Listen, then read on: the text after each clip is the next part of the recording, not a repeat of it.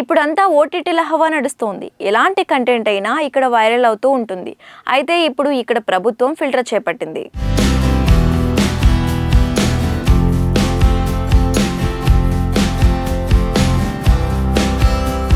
యువతను పెడతో పట్టించేలా అసభ్యకరమైన కంటెంట్తో నడుస్తున్న కొన్ని ఓటీటీల మీద కేంద్ర ప్రభుత్వం కొరడా జుల్పించింది.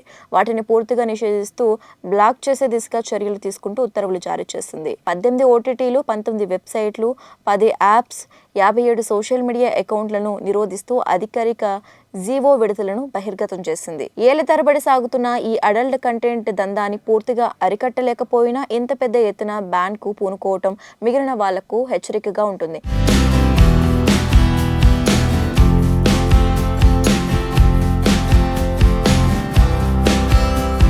నిజానికి ఇలాంటి ఏ రేటెడ్ కంటెంట్ సమాజం మీద చూపించే ప్రభావం అంతా ఇంత కాదు. క్యాచీ పదాలతో ఓ యాప్ పెట్టేసి దాని ద్వారా లక్షలాది సబ్స్క్రైబర్లను ఆకట్టుకుని తద్వారా కోట్ల రూపాయల ఆదాయం సంపాదించుకోవటం అనే చెడు మార్గాన్ని ఇవి సృష్టించాయి. వీటి వల్ల కాపురాల్లో చిచ్చురగిలిన వాళ్ళు కూడా ఉన్నారు. మాయలో పడి చదువులు, ఉద్యోగాలు దెబ్బతిన్న వాళ్ళు ఉన్నారు. అసాంఘిక కార్యకలాపాలకు దారితీసిన సంఘటనలు లేకపోలేదు.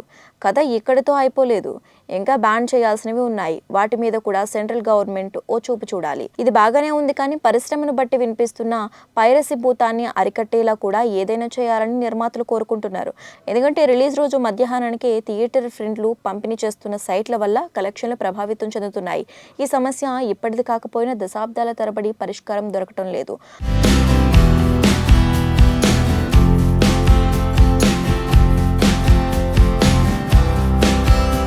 పైపెచ్చు టెక్నాలజీ పెరిగిపోయాక ఇంకా విచ్చలవిడిగా పెరిగిపోయింది.